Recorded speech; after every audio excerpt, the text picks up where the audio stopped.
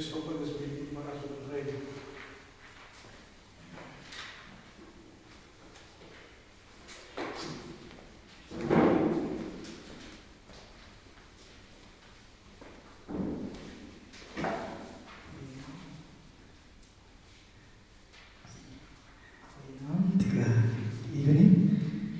Ek wil vra ons net vir 'n oomblik ons oë sluit terwyl ons saam gebed verenig.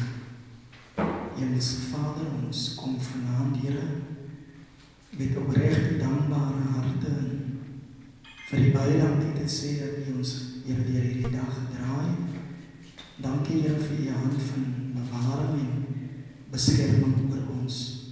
Baie dankie, Here, dat U ook, Here, reisgenade aan ons geskenk het. Dankie dat U ons, Here, veilig gebring het. Ons bid, Here, alles wat vanaand bespreek sal word, Here, dat U ook daardeur, Here, vereer en verheerlik sal word. Kom dan nou, Here, en lei ons verder in Jesus' naam. Amen. Thank you, Councillor Pastor. Ladies and gentlemen, dames en heren, daar was een verzoek. There was a request from the community of Aurora that we need to acknowledge the fact that the community is half English and half Afrikaans. So we will try our utmost best to accommodate, ons gaan allemaal proberen accommoderen, om een verstaan te gaan krijgen, to have an understanding of what we are presenting. This is IDP budget meeting that we as a council are bringing to the community of Aurora, and we would like to present that to you tonight. And then feel vrij om enige vragen ten opzichte van wat aan u voorgehouden was presented to you, to ask any question to the presenters or anyone present. I would like to take the opportunity to introduce to you the political leaders who are present and the administrative arm of council who are also present. But firstly, I just need to apologize. Ik wil verschoning maken. De burgemeester, hij en ik is ziek. En hij vraagt verschoning dat hij vanavond niet kan wissen. En hij wens ons ook sterker door de vergadering. Onze onderburgemeester heeft andere activiteiten.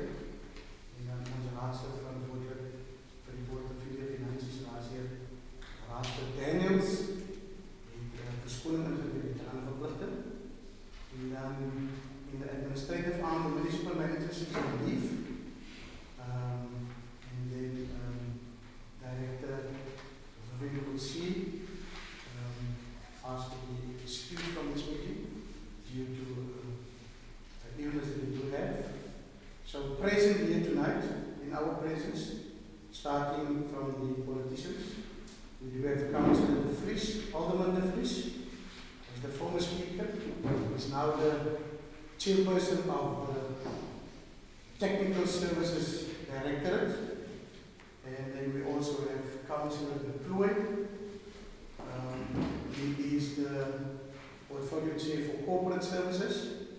And then myself is the speaker of council, Councillor Randall Swartz. And then the officials present, here we do have Director Julius Rivers. He is the Director for Community Services. And then we do have the Director for Technical Services. He is the newly appointed Technical Service Director, Victor Felton. And he speaks English, Afrikaans, Xhosa, and Zulu. He's also the current acting municipal manager in the absence of the municipal manager. And then we do have the Director of Finance,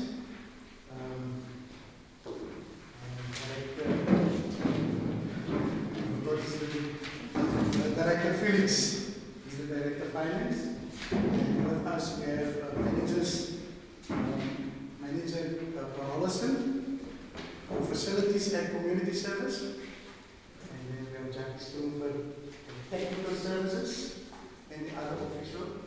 You must remember I'm new, so I don't know all the faces. Maybe there's an official from Aurora that I've never met before, so if you are here, welcome. And then we do have our IT staff.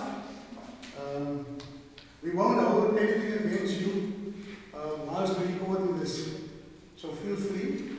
What's happening is this is going to be live streamed, so everyone in Bergrivier can see this. No, it's not going to be live streamed because we do have a problem with the signal due to Eskom, the power failures, and then we struggle to get signal.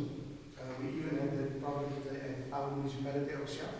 But the recording is being done, and even those people who aren't in a position to attend tonight, they can also ask and get the recording and also give their feedback. The recording will be available tomorrow on the municipality's website. So that's the team currently here, and let's have a nice meeting. We're going to respect one another.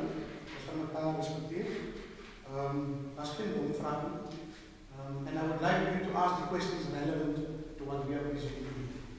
If there's anything not here, we're not going to answer you, but we have come for a specific reason. It's the IDP and the budget. En there's no, daar's nie uitsonderlike gevalle dat ons vanavond net oor behuising praat. Dat ons vanavond net praat oor reforming. Is alles gevat. Heel moeilik doen ons begroting. Luister maar mooi. Maak die notas, just make your notes, and then feel free to ask your questions. I would then immediately give over to the Director of Finance to present to you. He's going to do a presentation on the IDP and the budget. Thanks, Peter. Good evening, ladies and gentlemen. Nou, dan gaan we mijn beste Engels en Afrikaans proberen aangaan. Ik weet niet wat hier is goed, maar ons proberen maar. So this is part of the annual budget process and IDP process. Usually when we start with the IDP process, we do plus minus September, etc. And then we identify the community needs en dan sit ons alles by mekaar en dan plan en begin ons met die begrotingsproses om te kyk volgens prioriteite wat ons kan uitvoer. Nou met betrekking tot die IDP het 'n bietjie anders gewerk hierdie keer because the local government elections, no one knew exactly when that would be, so the current council adopted the previous IDP as their first starting document, if I can call it that, and then we will do amendments as we go along, and then we will revise it as necessary according to the new needs of the communities. Then from there, we will make sure that those needs comes into the annual budget process. So from next year, we will start earlier with the IDP processes. This year it was unfortunately that due to the sequence of events with regards to the local government elections, kon ons dit nie doen nie. So as ons kom by die munisipale begroting, natuurlik jaarliks doen ons 'n begroting. Die eerste begroting 30 Maart voor 31 Maart eintlik voor die raad. In consent. So in draft it goes before council and then it starts the public participation process, of course. In hierdie publieke deelname proses luister ons na wat u sê oor die begroting. Begroting is beskikbaar by die munisipale kantore, biblioteke, as ook op die webwerf, so dan gaan ons na die laaste afsluiting toe, is daar enige vraag? Seker nie, goed, kom ons gaan so vinnig deur die begroting. Nou die begroting van Bergrivier Municipality het gegroei so met die jare. As ons kyk na kapitaal, praat ons amper 75 miljoen in kapitaalbegroting. Operasionele begroting, bedryfsbegroting 478 miljoen se inkomste en die uitgawes 493,6 miljoen. Soos jy kan sien is daar 'n tekort op die begroting tans soos dit dan net sê. So the dilemma we sit with is that we need to do more with less, and the resources are used, of course, for service delivery, yet we need to recover that cost somehow. That cost is recovered by means of tariffs and assessment rates that we implement. So although the budget is in draft before council, it was before council, it still needs some working as we need to adopt a budget that balances. So there's still some cutting to do, yet as we go through all the communities, there's usually more needs that comes up.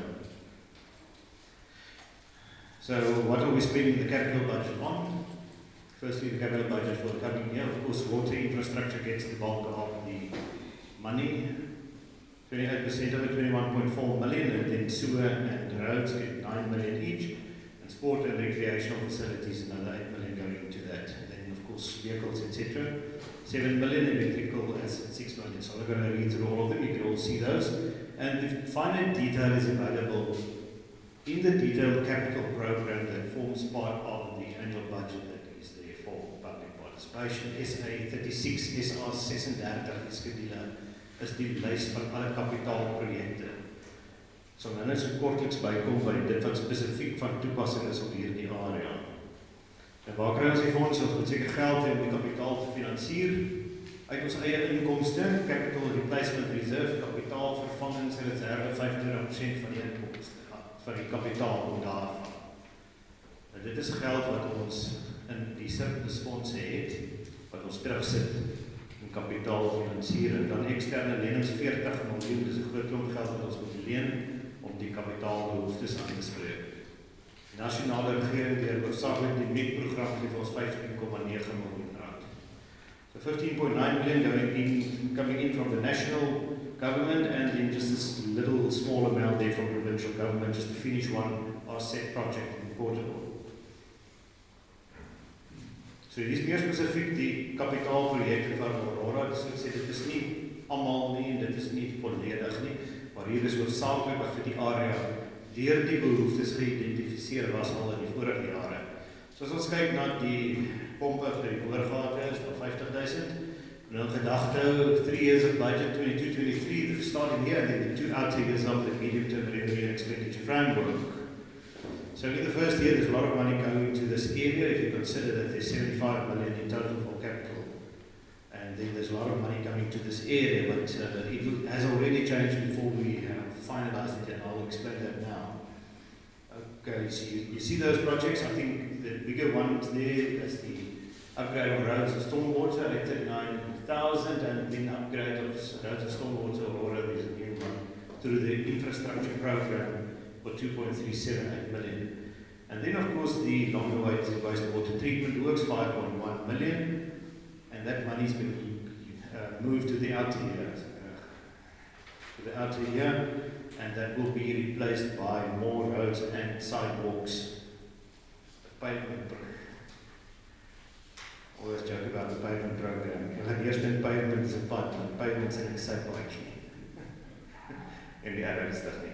Okay, so daai wastewater treatment works as sekere environmental approvals wat eers gedoen moet word voordat die wastewater treatment works kan gedoen word. Derhalwe in die MEC-program is daar 'n project implementation plan wat goedgekeur word, 'n detailed project implementation plan, en dit sit die kapitaalbehoeftes vir die volgende paar jaar uit. Die volgende projekte wat reeds geregistreer is paaie en sypaadjies, waarvan Aurora ook weer 'n groot gedeelte gaan kry in die nuwe jaar. Die fynere detail wat dit sal ons nie kan gee as jy dit aanvra. Dit sal in die finale begroting wees. Dit is die MEC-befondsing wat spesifieke doel het en spesifieke areas waar dit aangewend mag word. Goed, dan het ons sekerlik bedryfsuitgawes. Nou die operational expenditure, daar is 'n groot pie chart, so jy kan sien werknemerverwante koste. Dit is die betaling van die personeel en die grootste komponent daarvan, 166 miljoen. Klink na 'n klomp geld, maar dit is, as ons dit tussen ons 4 deel, is dit so 400 en iets werknemers. Sal net nou hoor, daar is vir die laaste klomp jare geen addisionele poste ingestel nie. Die munisipaliteit het baie teruggesny op die personeelbegroting gedurende COVID ook, daar's nie nuwe poste gevul nie. En ons word in 'n hoek gedruk met betrekking tot dienslewering. The municipality being a service delivery mechanism needs staff to render those services.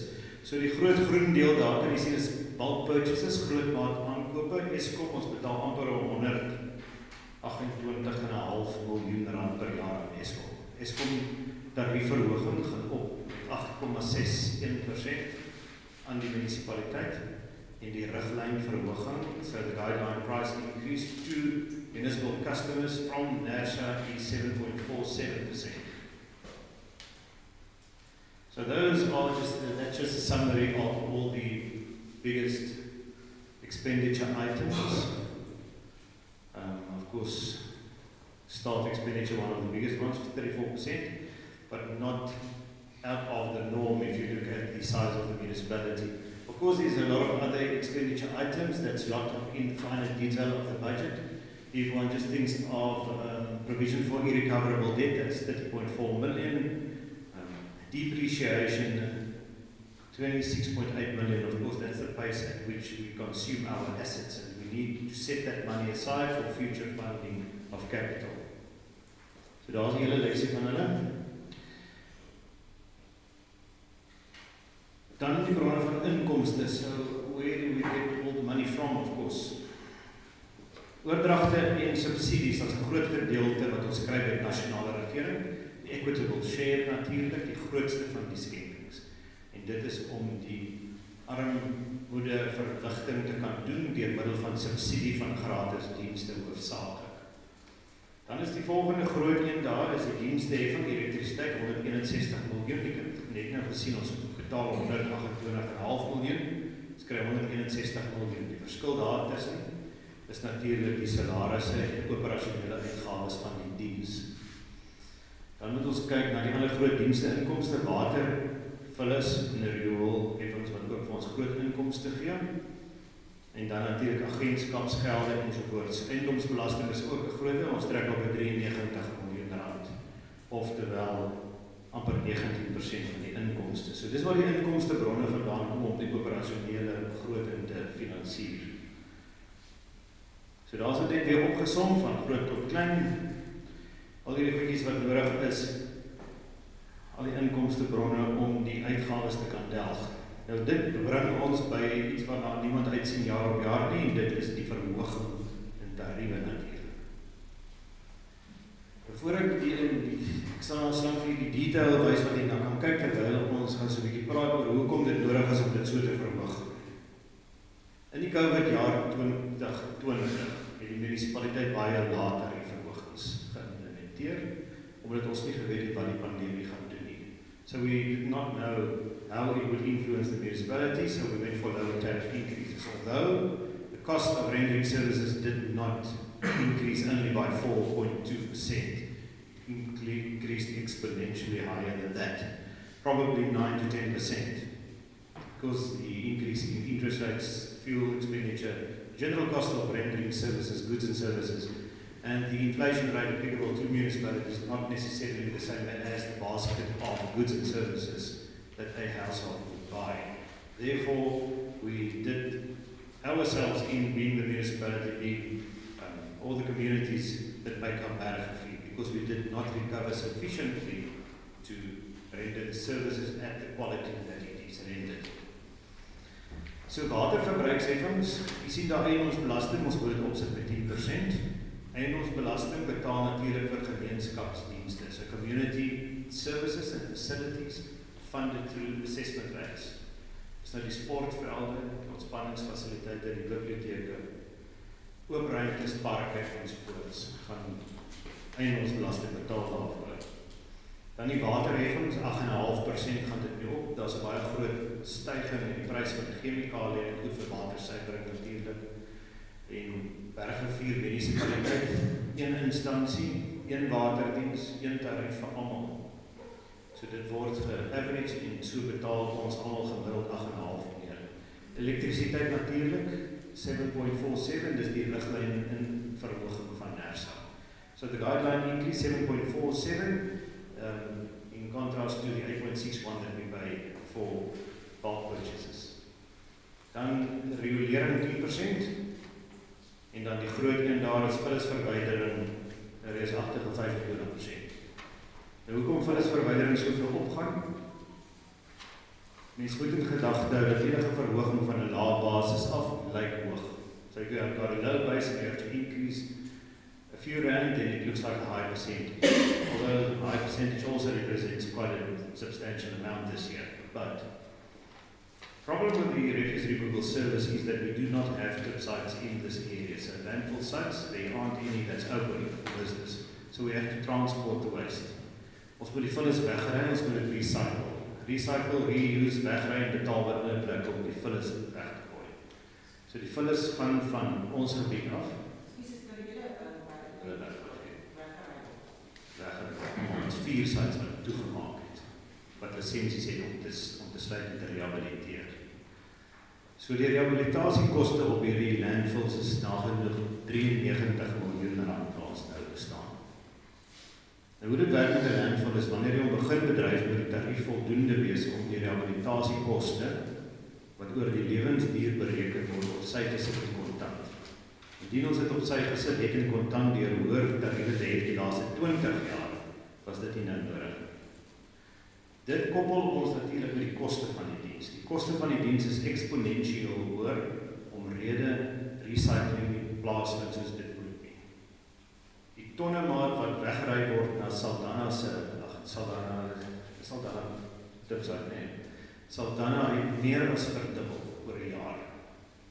Dit het meer as verdubbel en dit kos geld. Nie net die vervoerkoste met die brandstof en die kontrakteur wat ons moet gebruik nie, maar ook die tipkoste. Alles, elke vrag wat ingaan word geweeg en daarvoor betaal die munisipaliteit.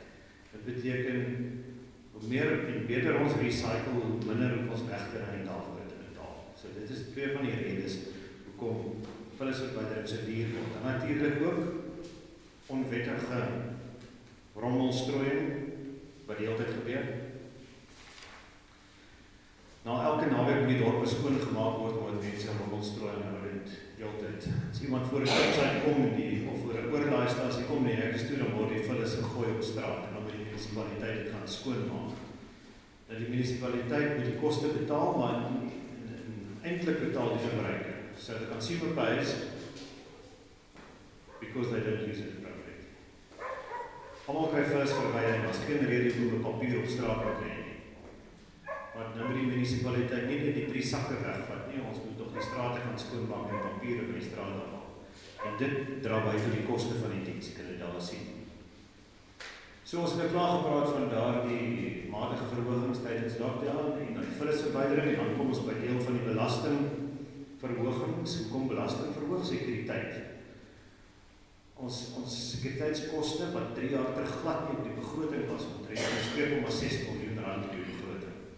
Monitering van kameras, opsit van sekuriteitsmaatreëls, bou van insit van alarms, beveiliging van geboue, deurings, deure, omheininge, die hele klomp, omrede ons teiken is en geplunder word.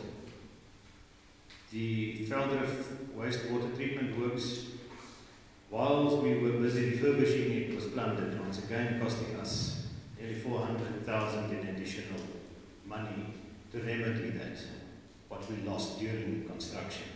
Because it is an easy target, now we need to take appropriate steps to safeguard our assets, or the community's assets for that matter. So die toestand van die waterinfrastruktuur is natuurlijk ook, en julle het net gesien met die kapitaalbegroting, it gets the lion's share of the capital budget, and a lot of that goes through borrowing to replace the water network. And of course it results in finance charges that needs to be recovered somehow. So we work on the user pays principle. We borrow the money, so those making use of the service pays for the service quality and quantity that we deliver. So of course we need to protect the poor, that's why we get the equitable share. So when we look at the subsidies that we give, the indigent subsidies, of course that covers the basic charge for sewer, for refuse, for water, 6 kilolitres, electricity, 50 units, as well as not only the monthly charge, but the basic charges as well. And then, of course, for pensioners, there's still a rebate on assessment rates. That is protecting the poorest of the poor from these excessive increases, if you can call it excessive. Bear in mind the last number of years that we had low tariff increases, so we do need to play catch up. So that is the influence or the effect on the monthly bill. Now these have been defined by National Treasury, and we need to put this in the budget schedule's as easy as you can see in front of you here. So, as ons praat van 'n medium huishouding, dan is dit een wat se waarde is R700,000, is dit 1000 eenheid elektrisiteit gebruik en 30 kiloliter water. Nou die impak daar is 9,1% gemiddeld per maand op die rekening wat dit mee opgaan. Meer spesifiek, die vullis tarief gaan op R41 per maand. So is R10 per week as ons dit so afbreek. En rewel R16,40 per maand, daai verhoging van 9,5%. Ekskuus. Wat gaan daar voor 10%.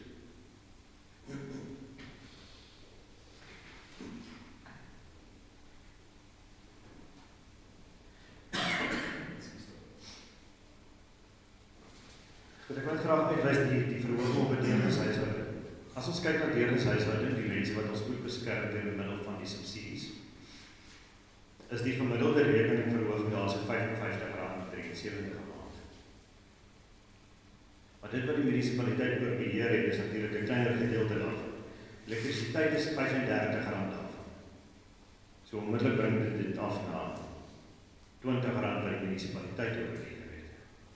En die ander 62% is by Eskom se beheer. Soos ons weet, met die toestand van die elektrisiteitsnetwerk en die verhoging van tariewe die hele tyd, maak dit vir die munisipaliteit amper onmoontlik om ook tariewe te verhoog, want jaar op jaar kyk ons net na Eskom se hoë verhogings en die munisipaliteit probeer die publiek beskerm teen die ander verhogings en dan doen ons onsself kort met betrekking tot die diensleweringsgehaltes, die voortsetting en die finansiële volhoubaarheid van die munisipaliteit. So it is unavoidable for us to increase the tariffs as we propose here in this budget. You are of course welcome to comment on those, but to protect the financial sustainability of the municipality, it is of utmost importance that we do apply those tariff increases. Unfortunately, we cannot say that it will be lower next year. It would probably not be higher, but not necessarily much lower, as we need to get all the services to be financially viable, of course, in the medium and the long term. Otherwise, we are not doing our job properly. So dit is die finansiële aanbieding. Hierdie papiere wat uitgedeel is, so these pages here, I don't know if you can read it or not. So those were the needs of the community identified in the previous round of the IDP. So there are notes in red that the issues that have been addressed or in the process of being addressed. So you are welcome to take this home and consider this with the budget document when you want to provide input on the budget then. So we're not going to go through it one by one. You have the list that was previously identified. If there are any new needs that you need to identify, you can alert us to that, and then you can give us your input on the budget and the IDP at those email addresses there. So as jy daar die e-posadresse kan afskryf, kan jy vir ons insette oor die begroting gee, soos wat jy nodig het. Okay, dan gaan ek nou oorgee vir die waarnemende munisipale bestuurder om die vrae te antwoord. Okay, thank you. Felix Lottier. Thanks, CFO. That was very boring. So I hope everyone was listening and got to get the idea on how the budget works. I think one of the issues that the CFO generally has in most municipalities is trying to explain the budget is just so big, and it doesn't matter which way you stretch it, it's going to come back to being just so big. And then trying to sort out all the needs and wishes of the communities makes it almost impossible to try and find a budget with what the community actually needs. Generally, the community is very frustrated. Obviously, they're paying for a service, and the belief is that the service is not rendered, and you're not getting your value for money. That's why these sessions are so important, just to understand what budget we got and what we actually spend it on. And every year that we do the IDP, we try to take into account all the community's needs, obviously within the limit of our budget that we get. I must admit I've been a director for 10 years in other municipalities, and I'm here 2 months. I think every year it becomes another issue. I don't know if if council is going to speak, but one of our biggest issues at local government level is we seem to be inheriting a lot of national government and provincial government's functions and responsibilities. And obviously as a municipality we can't overlook it because in certain areas like in schools and clinics, and even though it's not our competency, we've got to assist. That's what makes us human almost. So unfortunately some of the money that comes from you in terms of our rates and also our service charges get put into what the government should be paying for. And even us as a local authority, we do make a noise about it, and we find it very unacceptable that us as a municipality have to take their responsibility into account. Anyway, I just wanted to say this actually was a very good turnout. I'm very impressed. The last meeting we had, I think we had 3, 4, I'm not too sure. So there were more officials than there were community members. So it's always nice to see community members that take an active part in their communities to try to find exactly what's happening in the communities. And that sort of action really uplifts the communities, and I think that's the way to go forward, given the constraints we're currently living under. If you don't take care of yourself, no one else is going to take care of us. So that's the motto. So CFO, thanks for that riveting presentation you gave us. If there are any questions and answers to the budget and also the activities that are identified on the budget and obviously in the integrated development plan, there is the email you can send the questions to, and we will respond as quickly as possible. Speaker, I don't know, from there I think that's my side. That's done. Thank you. Thank you, Director. I think we need to give this opportunity to this audience. If there's any questions from you, I think now is the opportunity to ask those questions. The floor is yours. Raise your hand. Any other hands? I wanted to add my respect for the work that you are doing on the It because it is. Yeah, sorry for that. Me too. But we'll make sure, I'll make sure to send all the letter copy of this to you. The aanbieding was goed. Maar kan ons nou nie voor die tyd daai bladsy kry om ons voor te bring. Dat daar word weer gehardloop en alles. Want ons kan nie alles nog gebeur nie. Dank u vir daai check. Yes. Ik wil vragen of die directeur of die minister van Financiën wil teruggaan op die slide. Okay. Waar specifiek? Ja, daar is by die begroting wat die stormwaterpyp, nie stormwater nie, die ek dink is daar so. Ek het nou gesien, daar soos upgrades vir roadsien stormwater Aurora. Nou, dan sien ek die cementdietjes in Aurora. Ek kry nie die klokkie by die oor nie, as gevolg van die mense is ons nog bezig met die strate om het op te gradeer. Daar is ons voorheen die cementdietjes gegooi. En hierdie cementdietjes word nou opgebreek. En ek kan nie sien dat ons nou wil 190.000 oor 3 jaar wil ons begroot vir cementdietjes, maar ons begroot sê 2 miljoen rand vir strate se opgradering. Ek bedoel, ek kan ons maar die cementdietjes uithaal. In fact, wat die cementdietjes use vir ons, is natuurlijk om die water bykie af te laat loop, maar ek bedoel, vorentoe weet ek nie of dit so voordelig vir ons gaan wees nie. Is that the only one? Director or?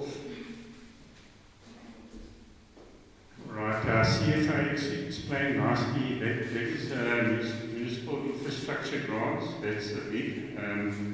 We from a technical aspect, I am a civil engineer, I've been qualified that for many years, I'm registered as a professional. We've got to actually submit plans, business plans, even designs to the technical task team of me, giving a motivation why they're going to give us that money. So, and I'll tell you why we need to do concrete lined ditches, is to control the stormwater that runs off the mountain here and control it in such a manner that it doesn't cause flooding further down into the town itself. So there was a good motivation why we did concrete lined ditches and why we submitted plans and feasibility studies to the municipal infrastructure grant, and they believed us and they accepted it. There are people sitting on those technical task teams are much like me, except there are many of them. They also don't trust municipalities, so you cannot just submit anything. When we submitted it, they believed that those concrete line ditches were necessary for this town, so they approved the funding. I just want to say that there is 2 line items there. The one for just over 800 million is an existing tender, which we carried on. We actually motivated for additional funds because we believe the town needed more money for the concrete, for the roads and the stormwater to control our stormwater patterns. Now, you know what happened in KwaZulu-Natal, right? With the floods there, we actually washed out villages. When we do as an engineer, when we do analysis of a village, we look at floodplains and we look at the amount of water that comes down into our towns, and we see how it gets released. And we had decided that it was very necessary to protect this town as far as the roads and also the concrete line ditches. It is a lengthy investigation, it's not a lump sum, those amounts.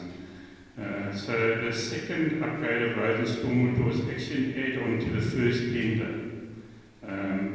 It is not really new works, it's old works, but because the old tender lapsed, we needed to put out a new tender to cover for that 2.3 million.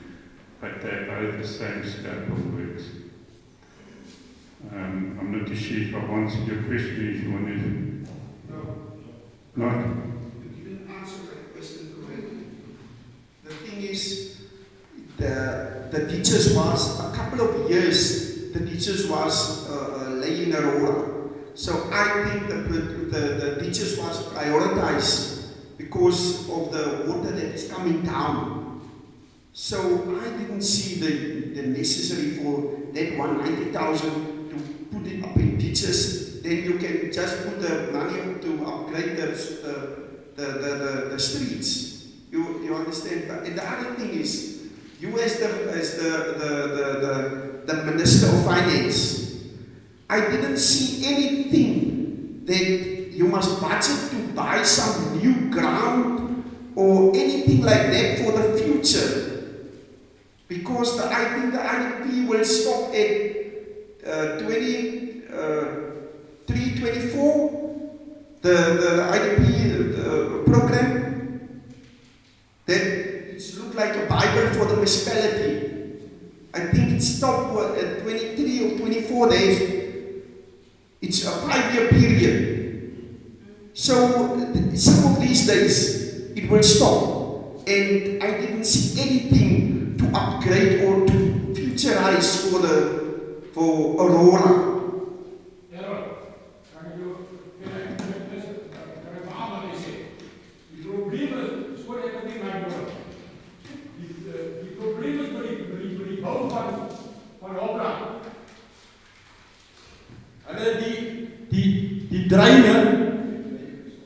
Die dreine is te laag gebou. Dan kom die stormwater van bo af, dan loop dit in die dreine in. Dan moet die mense ten duurste reënwater uitpomp in plaas van riolering. Dis reg as ek dit sê. Dit is een reg wat bly gestaan. Dis ook 'n probleem. So daardie ding moet opgegradeer word dat die dreine kan hoor gebou word want die renwater loop in die dreine in en dan moet die mense ten duurste die koste van om dreine leeg te pomp. You know, also, actually, just to respond to that, because it sounds like a couple of years ago, I'm not really sure what they did. Yes. Voor Johan, gaan we zeer actief.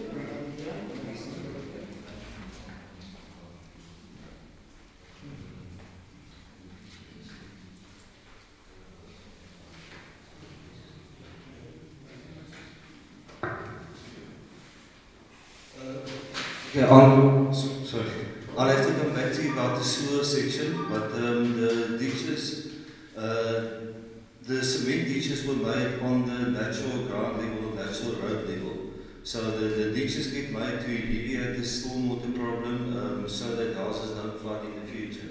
Obviously, when the new roads were designed, they designed the roads, and then the drainage was, or the stormwater channels were taken out, redesigned, and the road was constructed again. That's why the stormwater channels got lifted, and as I said, curbstones was put in and everything like that. It's because it was redesigned after it was laid on just on the natural ground level to take away the water and alleviate stormwater problems in the past. Dit is nie pas. Maar julle is ons nog besig om upgrades op die stormwaterhouds en die paaie van Aurora te doen. So, hoekom wil jy nou R190,000 of dis ons nou dit is nou die rekenkundige benaming vir jou kan gee, dan sal ek nou vir jou sê, maar wil jy nou R190,000 spandeer op stormwater wat eintlik op die langtermyn vir jou useless gaan wees as jy dan alles bewater, as al die paaie gaan opgradeer. Verstaan? As jy al die paaie gaan opgradeer, hoekom moet jy stormwater ditches in sement wat vir jou $200,000 gaan kos? Dit is net die ditches is goed dat jy daai het. Ja. Dis die een ding, en dan die pad is die fisiese pad. Ja. Die ditches moet aan albei kante daar is die pad wil denke, en ek dink nie, dit is Ja, maar ek hoor wat sy sê, maar dit is nie, so die ditches daar is, dan kom die ouwens op die danklevel,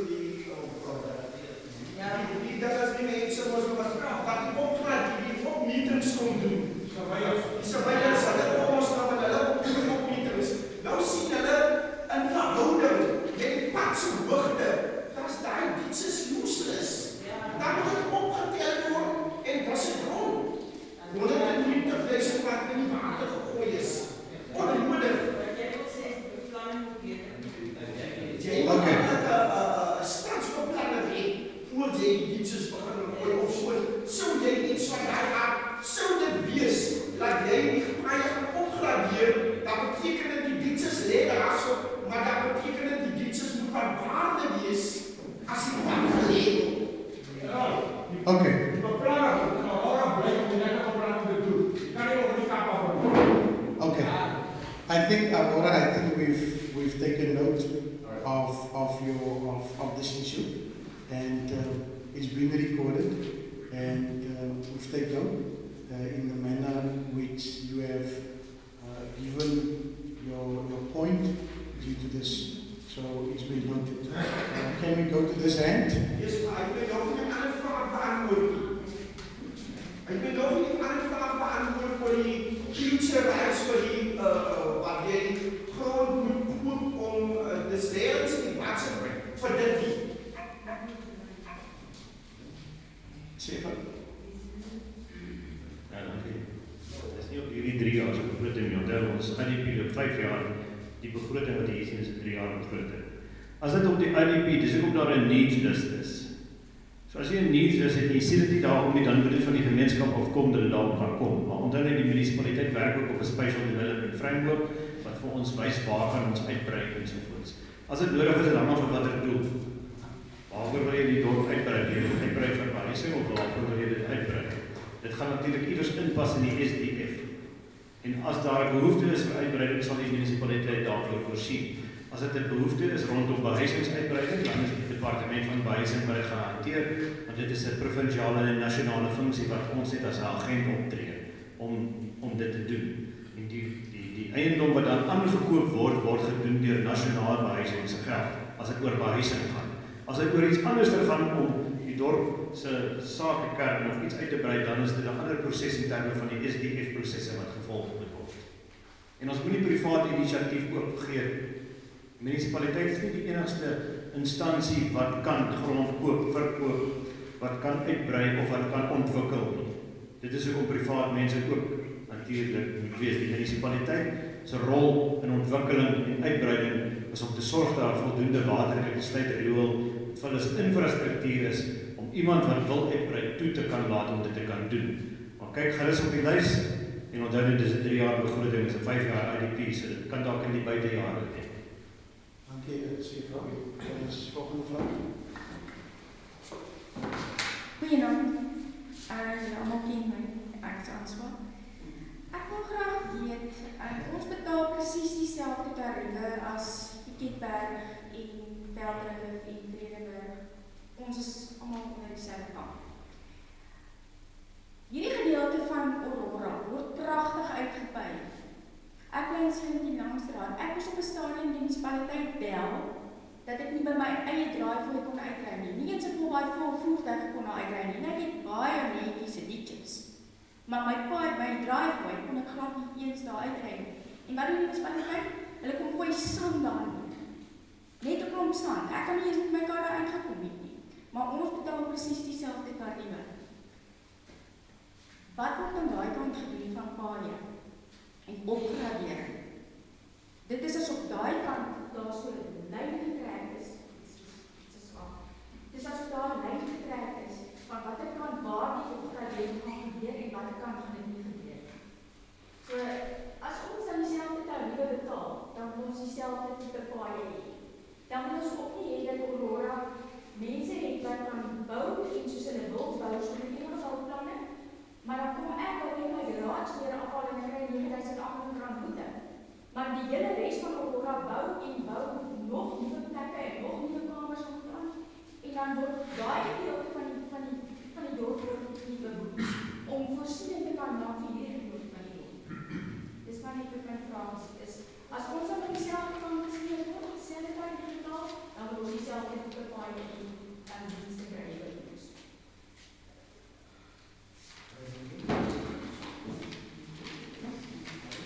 Volgende vraag. Dat is het. Nee, ek was vir daai sin.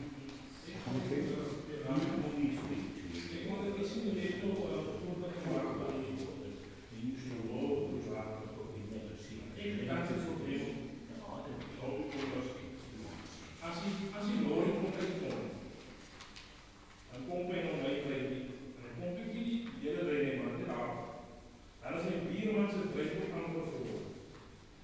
En hulle het gesê nou moet dit kom. Maar nee, hulle moet net spesiaal moet kry. Hierdie man moet eens bel. Kantoor toe. En dan ry hy mense op daai ene kom dan kom hulle hier weer terug. Sê jy dit kom. Dis mos nog diesel geld van ons. Hoe kan dit terwyl hulle hier is? Dit gaan nie klaar nie. En as die lorry voor dan lê, dan kom dit. Nou ry hulle 3 of 4 keer op 'n dag binne meer in Aurora om 3 punte remote te kom. Bijna, ik denk dat je voor een seriële issue. Yes. Ik moet niet samen naar daar moet je daar. Ik is nog jaren aan het doen op Aurora. Maar ons moet echt de kanalen deel zijn met bouwplannen, de glazen, alles aan te bouwen. Daar andere mensen niet bouwen. Zo voor wat er 1 jaar kan worden. Ons allemaal weer bij de municipaliteit zo doen allemaal. Bijna jullie onze aandacht. Wij keren is gewoon speciaal voor je om dit te ervaren. En dat is wel tof van. Als je er bewust is van jullie begoed, rapporteer het onmiddellijk. Zodat ons kan optreden en kijken wat ze dan kunnen doen.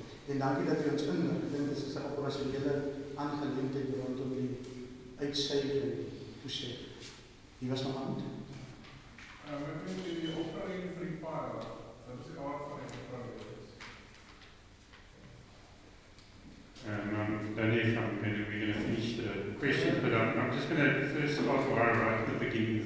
There's no purpose to be unfairly treat one side and the other. Everyone pays their rates, everyone pays the service charges. Everyone should be treated fairly. If you aren't treated fairly, then you must let us know. Because we don't know everything. If you don't tell us what the problems are, we're going to take it up. And unfortunately now we are writing down the issues.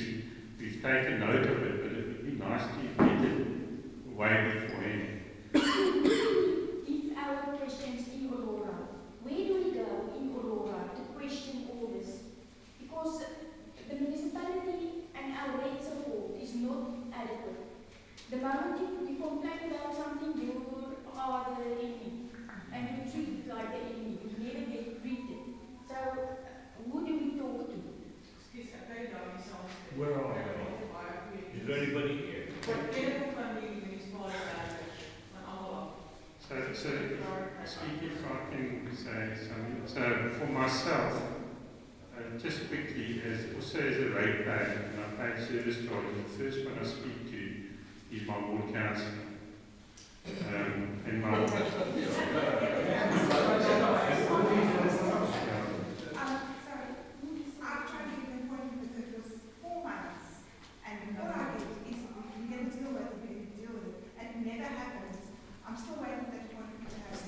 then on our website, we've also got contact numbers you can phone and put your complaints through. We've actually got a system where we record the complaints.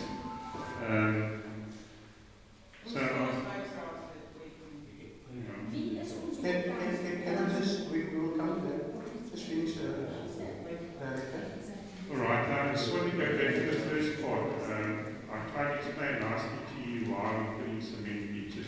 So initially, a lot of the towns, there has been no survey done, there's no assessments been done. So only in the last 20 years since I've been here, we've started assessing infrastructure in municipalities. And it's actually come from the top downwards, where government is decided that we're going to pay for assessment, but we're not paying for actual building costs.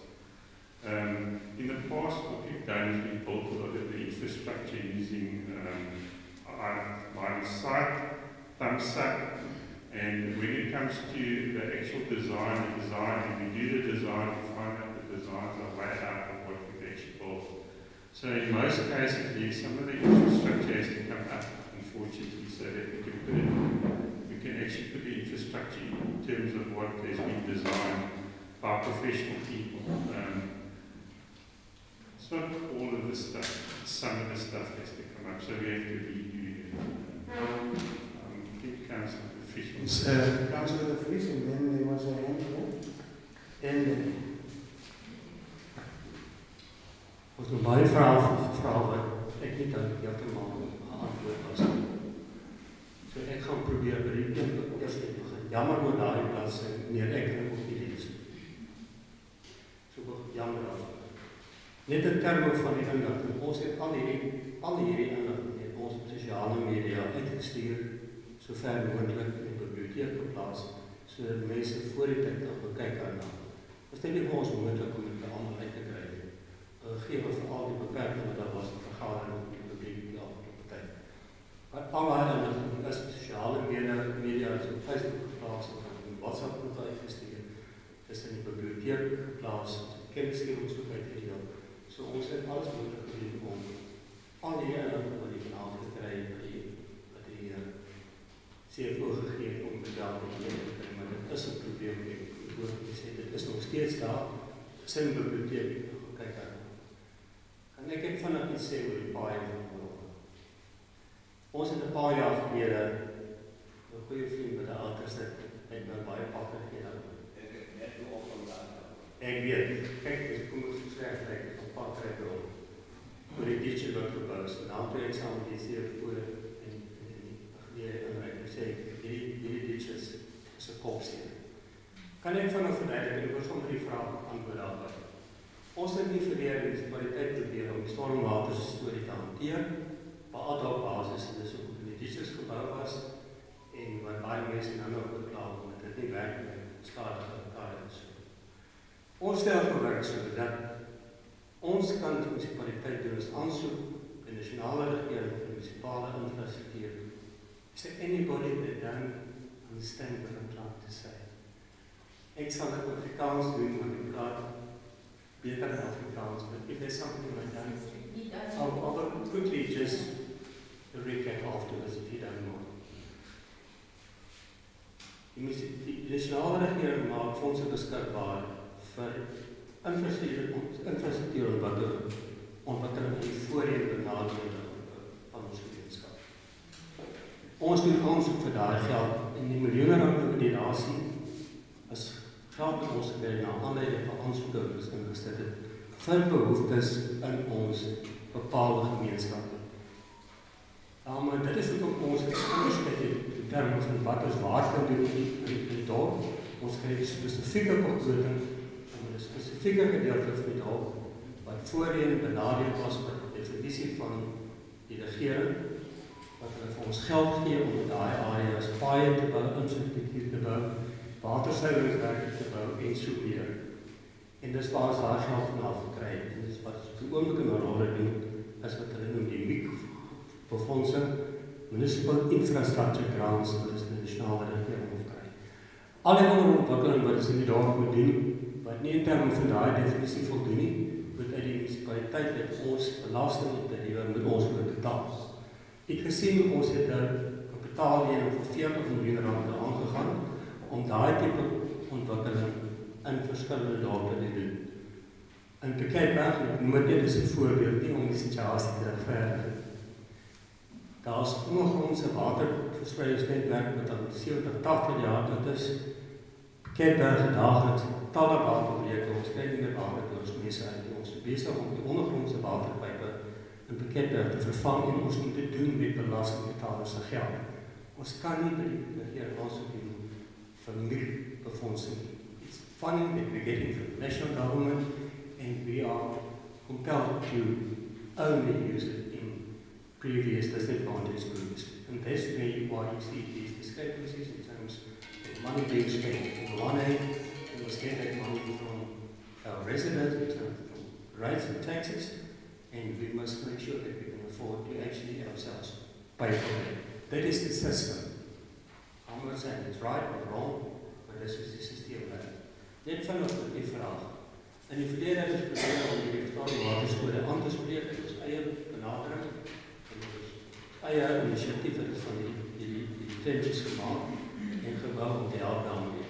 Natuurlijk het is te probeer daarmee gehad. Wat is nou gedoen het, ons het kundiges gekry, en vir ons stormwater en paardenstelsel te ontwerp, en ons het die geld gekry om dit te doen. Die oomblik is bezig met Aurora om so ver as moontlik daai werk te doen en ons hooplik in die volgende jaar of 2 sien die geld wat oormerk daarvoor die dorp in 'n groot mate stormwater kan betrek en paaie kan betrek en jou slote kan regkry met hierdie program. Dis 'n bietjie geskiedenis, maar dis die realiteit. En as jy so ek gee net vinnig terug voor want daar's nog 'n ander vraag oor. Man het gevra oor as invraag wat ek nie geantwoord het. Oor grondverwysing. Ons het toen jaar en jaar hier in services hier, waar daar behoeftepaal is gedoen van wat is die behoefteverwysing in ons tydorpe. Daai behuisingsraamwerk word provinsie toe gestuur en dan besluit in terme van kwalifisering wie die kriteria voldoen, wat die behuisingsbehoeftes in spesifieke areas. Baie belangrike oorwegings daarvoor is dat geen behuisingsdelegasie begin gemaak word, het sy aankoop van grond, befondsing wat is dit ons nasionale regering afkry, ook vir die bou van huise, is daar nie infrastruktuur beskikbaar is. As daar nie genoeg water is nie, as die rioleringsstelsel nie kan voorsiening maak vir die addisionele behuising nie, gaan ons nie geld kry daarvoor nie. Jy sal sien op daai buitejare ons Aurora wastewater treatment works, dit is voor begroot en wat nou gebeur ons besig met environmental impact study wat moet gedoen word voor ons daai ontwikkeling kan doen. En hooplik hierdie tyd volgende jaar is dit in plek dat ons daai befondsing kry om weer tot onderwysing te ons moet doen vir grond en ons het te doen vir die topstrukture om behuising te bou.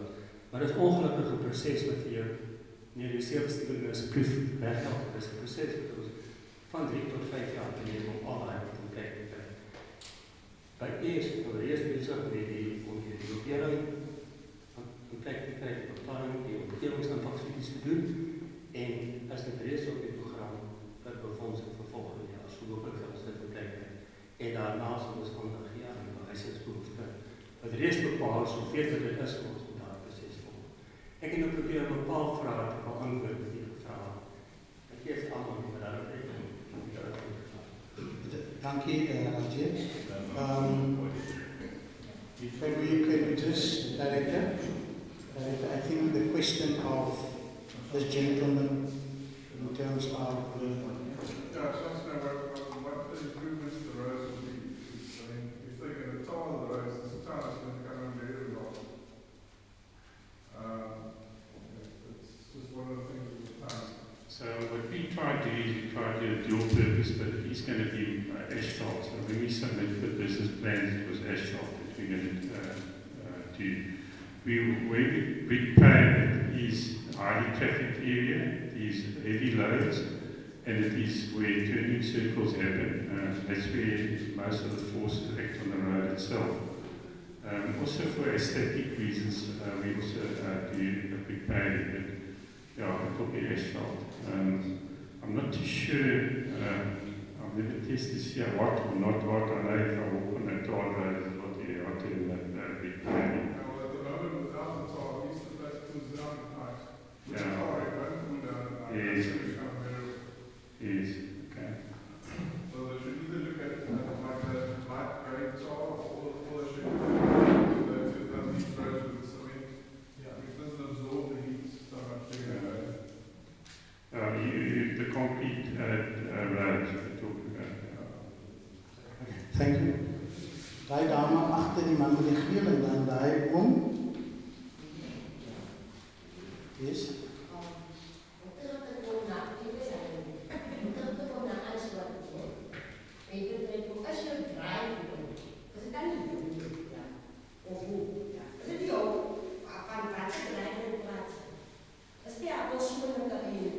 Okay. We won't get into that discussion in terms of driveways. The uncle there.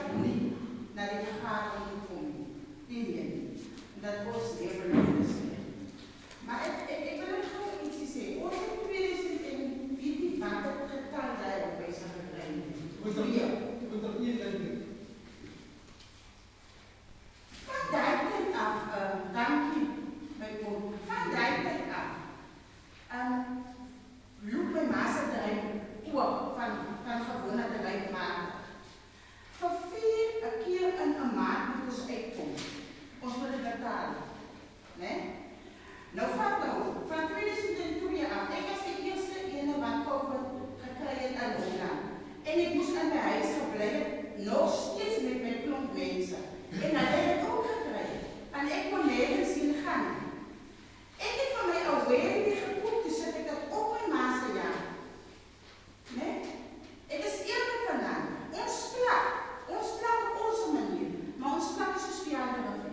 Ons breek die af soos verjaardag. Maar ons het 'n behoefte aan huise. Ons het 'n behoefte aan huise. Ek is 2005, as ek op die systeem gesit het, ek nog 1 kind. Ons is vandag in 2000 hoeveel. Kom ons dink dit 'n bietjie mense. Ons kyk nie net vir jouself nie, maar vir ons almal. Want ek sien dan, ons moet ons nie weer trots staan nie. Baie dankie dat julle nie toe doen. Ons waardeer dit op die comment wat jy gemaak het oor die grond, wat die ongelukkenis daar wetgewing, wat 'n raadsgebied om grond net te gaan verkoop, en die wetgewing verbind ons om die grond in terme van tender uit te sit, as dit ons grond is, as dit privaat grond is, as dit privaat eienaar, die sydiskries, sodat dit die grond wil maak. Kan ons vanuit aandag kry? As die municipaliteit gaan en sy grond verkoop sonder die proses, dan is dit onwettig. En as die bewus is daarvan, natuurlik ons aandag. Rondom die kwessie van behuising, ek dink Raadse de Vries het verduidelik, is nodig om hierdie goed in plek te sit. Ons kan nou 'n huis bou. Dan is daar nie stormwater, en is daar nie riolering, en is daar nie water nie. En dan skep verder as ons probleme. So die probleem word nou aangespreek in hier, wat nou op die kapitaalprogram gesit word, om toe te sien vir die toekoms, vir moontlike behuising, vir moontlike ander ontwikkeling, wat dan is die infrastruktuur kan klik. En ek sien die hand. So ons moet baie versigtig wees wat ons sê, wat ons wil hê, wat ons nie wil hê. Want hier het 'n impak op die toekomstige ontwikkeling en die toekomstige plan van Aurora. Ek was die hand. Ek het ook van vraag, ek kan maar praat. Wat ek vir u probeer sê, ons betrek ons nou al lang met Bergrivier huise. Al lang. Dis meer as 10, hoeveel jaar? Ja, ek het gesê, goed en ek gesê, 5 jaar goed en 3 jaar goed en ek sê niks nie. Maar as ons begin plaf of ons bou onwettig ons aan, dan is dit iets. Dat is toch gewoon iets. Nou, hoe moet je maken? De 60 Okay, now we hear your concern, and you also need to understand, we are only the agent for province when it comes to building of houses. There's certain criteria from province for houses to be allocated to a certain area. Nee, ek kan sê aan, wat ons moet aan voldoen. En as ons nie daaraan voldoen nie, gaan dit dan nie kom. So dit is van die proses wat ons in plek sit, om aan die criteria van die provinsie of nasionaal te voldoen, om waar die nou is. So dit is wat ons wil doen. Jy wil iets sê? As jy die dag deur Aurora ry, as jy nie die momeer wat baie mense op die eerder dan lewe. As jy dan vraag, as jy eerder is, dan is het baie reality van so jy 5 word. Maar die eerder wat die lewe op te doen is, maar dat dink ek nog. Sien dit nie mense, bedeer het op. Wie groot is die eerder? Jy kan daar is op die eerder. Ja, maar nou lewe is groot nie so. Ek is nie so hoogte van al die erde van die municipaliteit, wat in Aurora lewe ons, dis ook om ek sê, ons moet versigtig wees. Dalk is dit privaat erf, en ons sal daar opname maak. Ek dink Hannes is hier, wat vir ons op een of ander stadium die opname kan maak, en dan kan ons die inligting vir julle gee. Wat behoort aan ons en wat behoort nie aan ons? I want to know, is there a representative from the municipality that we can talk to, we can get in touch with, if we've got a problem in Aurora? I've been at Right House over 30 years and I've never had a visitor. Okay. Okay. Is er een oud ambtenaar?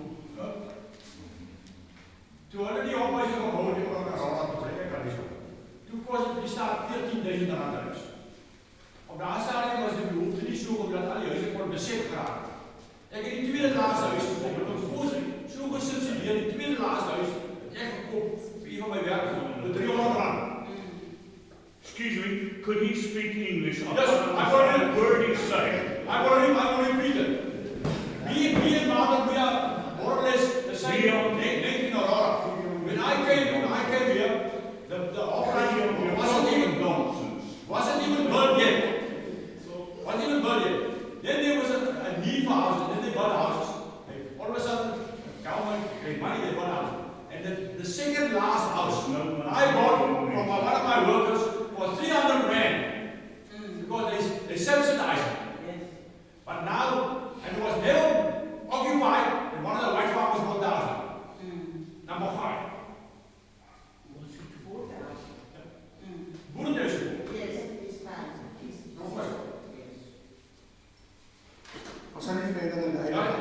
We won't go into that debate.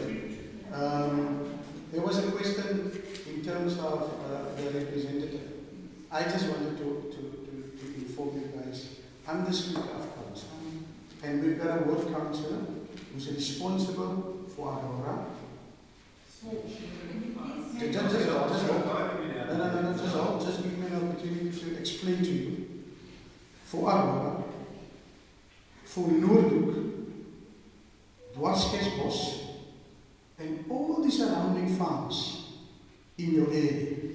So it's understandable when the councillor didn't get to you when you wish to have the councillor there. Just hold it. Just hold it.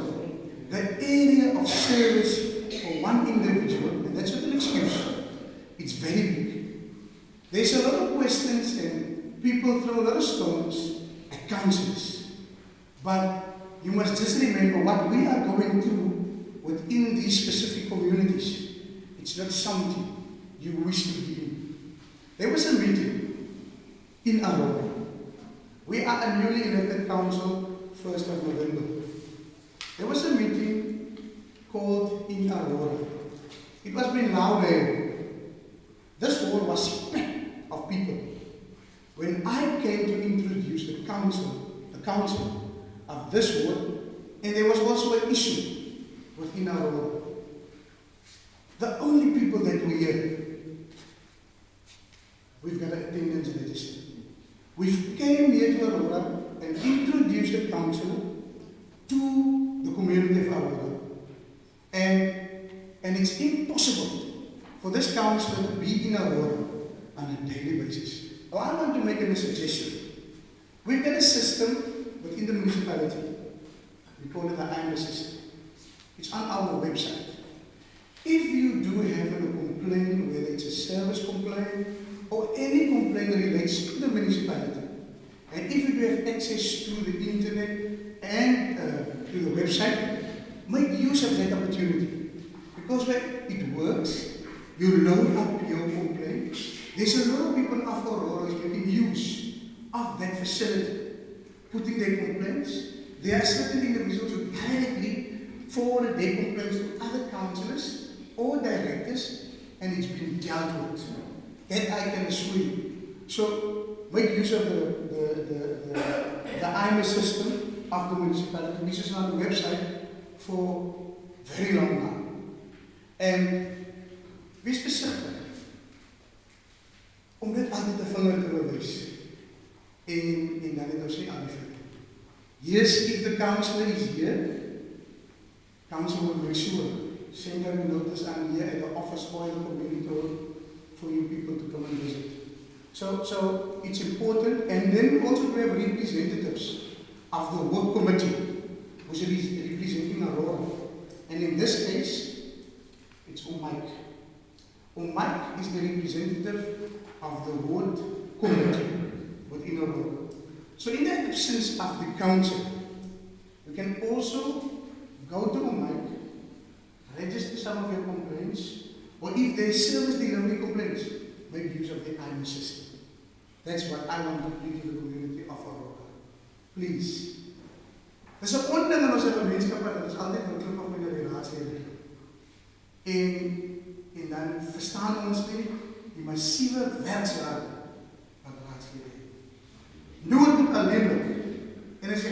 die uitbreiding wat tans gebeur het Dwarskerkbos, it's massive.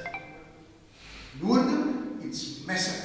And the issues within Noordhoek, and the issues in Aurora, and the issues under farms. So, it's not that the ward councillor is not available, she is available for your services. She's here.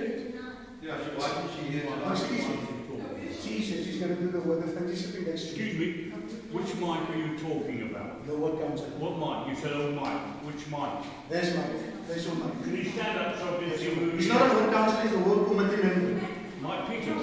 Mike Peters is. The last time I spoke to him, he told me to get off on property. Okay, that's fine. The personal issues I don't want to get into. Is there any other questions? There's a question. There's the last question. Just be quiet, please. Kijk, luister niks van aan buiten daaraan woorden. Jy kon nou toe die mense nog in oor die huise. Jy weet vir 'n feit, die huise se storie moet in die IDP vervang word. Verstaan jy? Dit moet mos in dis mos 'n munisipale Bybel. En dit moet in die IDP vervang word. Jy kon net vir die mense gesê, laat ons dit in die IDP opvang, laat ons dit in die future kan address. That's what we've said from the beginning. Wait. Don't be clear. When Felix ended his presentation, he said, make use of this email addresses and submit your request, whatever from the IDP or into the IDP, to these addresses. I've even made that request myself. We've just explained the processes of how a house becomes a house in a community. Thank you very much. Any other questions? I'm telling you, I went to Mike Peters. No, that's fine. You can sort that out with my counsel. You've got to know the truth. No, you can sort that with my counsel. That's in my and issue. Is there any other questions? No, you can communicate regarding municipal issues. We don't know what's the issue between Mike and this gentleman. Well, he's not doing his job. No, he's not a counsellor. You're not listening to me. He's not a counsellor. You're not listening to me. No. So he is just being elected as the ward committee member representing Aurora. So that's another avenue you guys can use to speak to in the absence of the council, when the council is either in a Dwarskerkbos or in Bekende or in Noordhoek. Or Mike is here, he's not in any other place. He's here. And make use of the admin system. Any other questions? There is a hand.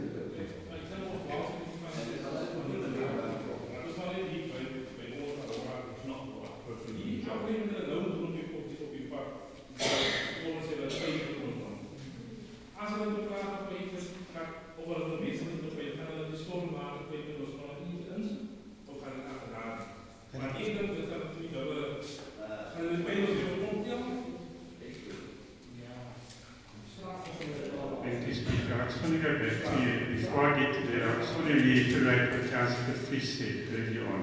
The municipality doesn't provide houses. What they do provide is bulk services. They've got to ensure bulk services are in place.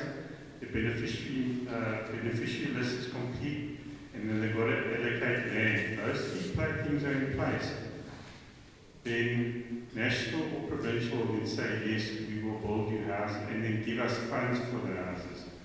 We as a municipality don't identify funds for a top structure as far as houses are concerned. You will never see it on our IDP. There is no house municipality that does that. We only act as an agent on behalf of the government, national or provincial. This part here, the wastewater treatment works, is bulk services. The roads are bulk services. So when we ask for funding from human settlements for housing, they're going to say, are those bulks in place? When we say yes, then they're going to say, okay, you're ready now for funding for top structure of the housing and for the internal services. So that's why, that's why the CFO is also going to say, for our top structure, no, the municipality doesn't see that because it's in terms even the constitution, it doesn't fall in the role of local government's roles and responsibilities. As far as the roads have been completely designed. There's some areas where we are going to have to do corrective action because there was no surveying done. It was purely done by individuals that, say, a bullmarket plan sort of story. They came in and said, okay, yeah, we've got issues as far as stormwater is concerned. Let's put the ditches in. But they didn't look at the whole area. They didn't do the designs correctly. So now we've got people that can do designs. They've got software packages that can punch out numbers as far as levels is concerned. Canvas, slopes of the roads, all that information comes out, which is what we submitted to the Municipal Infrastructure Grant, and it became one of the conditions of the submission for the budget. So, yes, the infrastructure as far as the roads and stormwater concerned, you asked, do they go hand in hand? Most definitely. The one cannot, it has to go hand in hand. Because if you look at the stormwater analysis of the area, they look at a road being a carrier of stormwater runoff from the rain and also the channels and the ditches. So definitely hand in hand, both together. Thank you very much, Director. If there's no any other questions from my side, I think this was a Mike.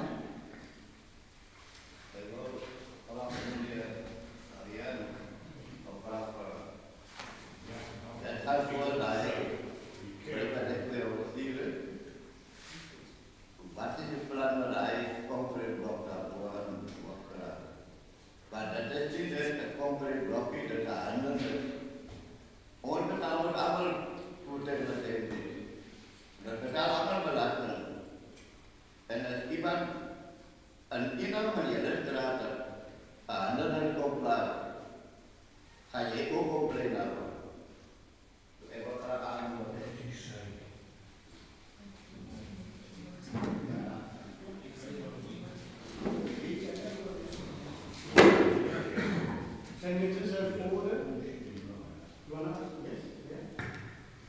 Voorspreek het op, miskien het baie duidelik gepraat het. Ons het gesê daar was in die verlede toe ons hier goed gebou het. Ons het ons eie gedoen op ons eie manier ons foute gemaak. Nou is met 'n proses besig om dit reg te stel. En ek het met die ingenieur gepraat om te sien is daar goed met die paaie wat nou gebou word. Die stormwater en die stuk word dis daar probleem aanspreek. Dis die antwoord. Kan jy nie goed gaan opkappel nie. Soms met die proses besig om dit op hierdie stadium planmatig te doen, maar dit ek doen dat dit voor die hele probleem is. Baie dankie. Thank you very much. I think this was a very constructive meeting in the way we've debated issues within Aurora. And you need to do this. You need to raise the issues and don't see us as the enemy. You need to raise the issues so that we can see in what manner we can deal with the issues in terms of how the budget allows us to do this. Thank you very much for your presence. There was the question. I'll just ask the ward councillor to come forward. For those of you who don't know her, this is Aurora Small, and she is just going to do Aurora Small, yes. And I think what she needs to do is she just needs to give her contact details for those of you who don't have it. Write it down and feel free to make contact with her. And as I said to Mike, even on the website, the IMA system. And if you don't get hold of any one of them, just call and ask to speak to the speaker, and we'll refer your whatever issue there is to the relevant officials within the municipality. Just a vote of thanks and give your contact number, please. Goeienaand sê almal. Eerstens wil ek net verskoning maak dat ek en Hannes 'n bietjie laat was. En dan wil ek net vir my voorstel aan die wat nie vir my ken nie of nog nie vir my gesien het nie. Dis nou die raadslid. Iemand het gevra wie is die raadslid? Ek is die raadslid. Die grootste wijk. So ons het vanaand laat by die huis gekom, ek bly in Noordhoek. Dit is hoekom ek laat hier aangekom het. So ek is baie bedrywig. En by my gaan dit om die gemeenskap. So as julle nie praat nie, dan sal ek nie weet nie. En my nommer is 0810739918. As u enige klagte sou dalk het en ek kan dit uitsorteer. Baie dankie. My nommer is 0810739918.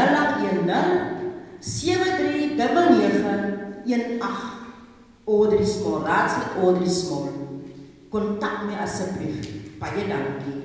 Mooi aanbeveling. And the number is also available on the website. On the website, the number is also available there. Community, thank you very much. Councillors, present officials, thank you very much. Those guys who do all the logistics, thank you very much. We'll see you soon. Thank you.